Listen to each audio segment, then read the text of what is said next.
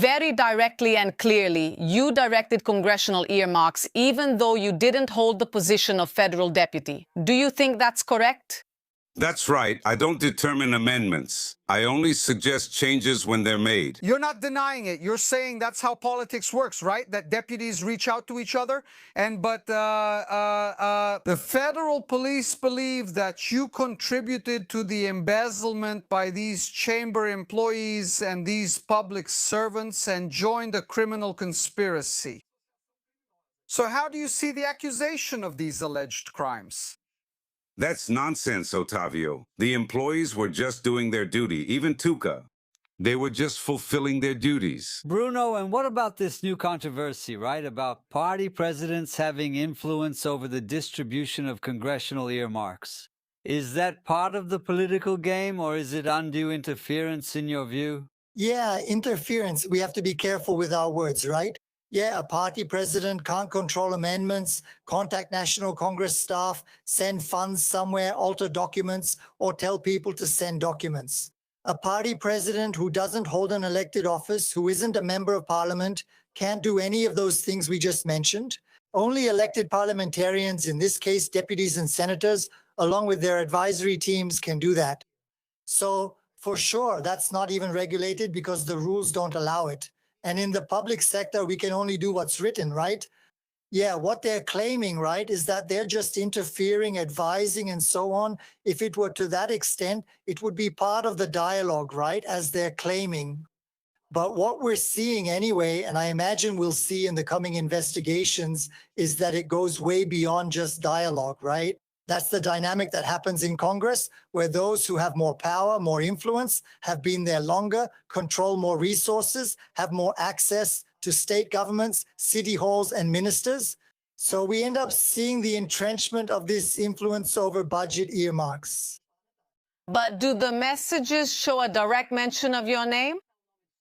For example, there's an exchange of messages between a staff member from the PL and this Tuca asking, "Did you settle President Valdemar's amount? If possible, change everything, great tourism, yeah, 24 million is fine." Just to give an example here, Mr. President, you must have read these messages, yes, yes. How do you explain that it's just a suggestion if there's a direct mention of amounts and, quote, President Valdemar's amount? So how does your explanation that you were just making a suggestion hold up?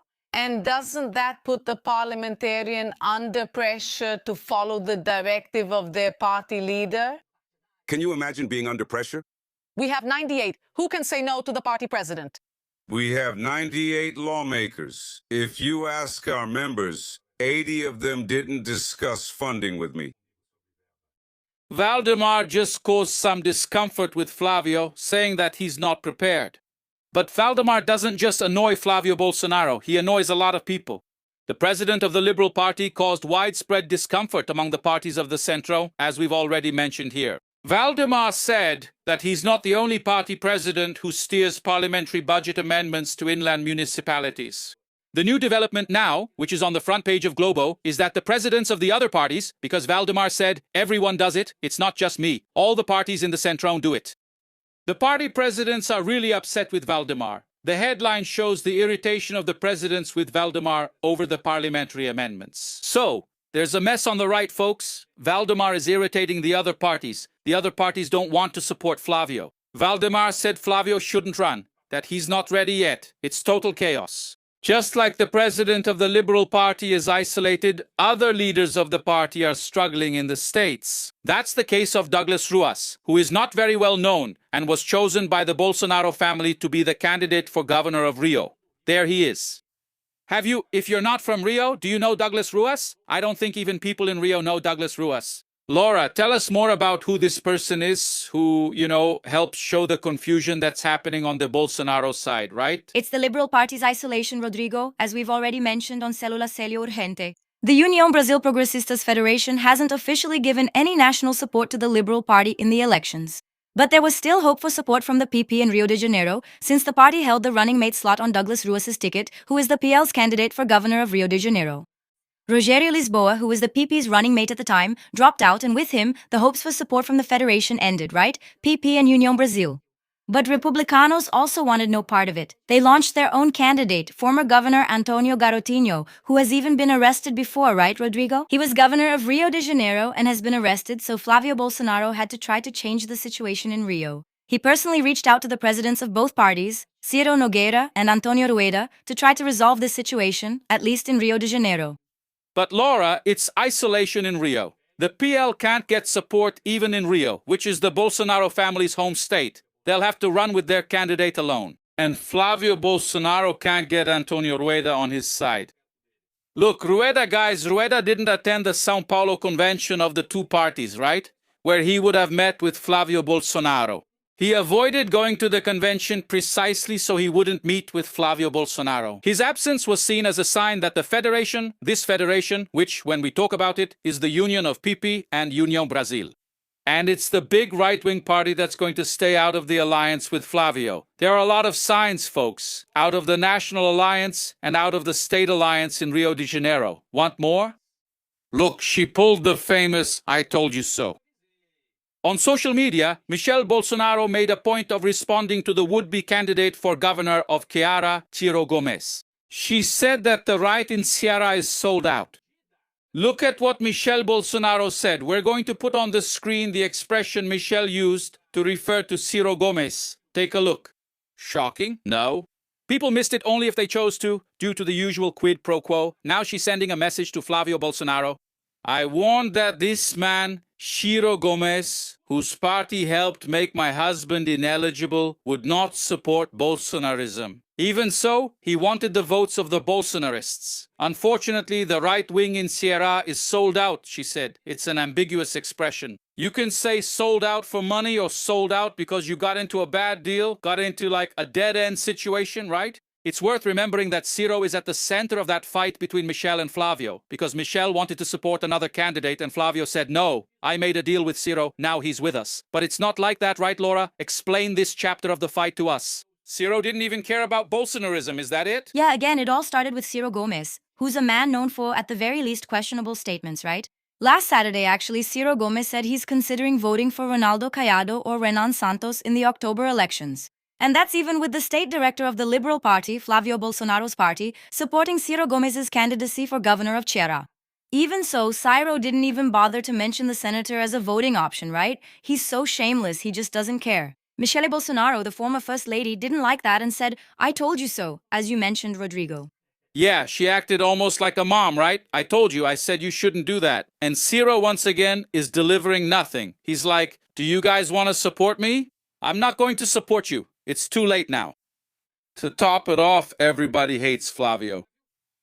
The leader of the PP in the Senate, Teresa Cristina, who is that politician connected to agribusiness, decided not to accept the position. Let me turn this way so we can show it, not accepting the vice spot on Flavio's ticket. Valdemar Costa Neto revealed the information. There's too much happening at once for it to be a coincidence. That's Teresa Cristina saying, with Flavio, I won't be his running mate, thank you, I'll go my own way. That's Michel saying, I warned you, Flavio messed up in Ceará. That's Valdemar saying he's not prepared. The right-wing parties saying we won't join a national alliance with Flavio. That's Kassab joining Caiado's ticket. And it's this poll that shows, let Caiado run because Caiado can beat Lula. It's a lot all at once. Flavio Bolsonaro is attending Saturday's party convention without a running mate. Teresa Cristina, there on the screen, dropped out. Valdemar also said that the one who will decide is Jair from inside prison. You're a scholar of amendments, right? So what happens is that there are even people without a mandate deciding the fate of public money. My question is, almost no one talked about this at the podium. There's a network of silence, a certain complicity among them, suggesting that there's influence games and backroom power plays, and that's why things are handled in such an informal way, which harms the transparency of the amendments. I'd like you to explain this logic to us, please. Today, we have three types of amendments, right? The mandatory amendments, which belong to each member of parliament, the caucus amendments, which are from the state caucuses and the federal district, and the committee amendments. Now, we're talking specifically about these committee amendments, which have value, right? This year, they're at 12 billion reais, and there's no clear division of these amendments, even though they're collective amendments, right? In principle, committee amendments what we see is that they're individualized, meaning each lawmaker ends up having their own. But this part isn't the same among the lawmakers or among the parties, nor is it proportional to representation. And even within each party, we don't know how this division works. So there are several layers of lack of transparency that certainly won't be written in the documents. The documents will always have what the law requires, what the regulations require. I mean, who is the elected lawmaker responsible, whether it's the party leader, the committee chair, or one of the elected lawmakers? But what happens outside the records, right? Outside the official documents, we really have no access to, and it's something we could have, right? There could be more transparency about this, and we wouldn't have to find out about this kind of information only through investigations into old WhatsApp messages. Anyway, it would be available to the public beforehand, and it probably wouldn't happen or would happen much less if there were proper transparency.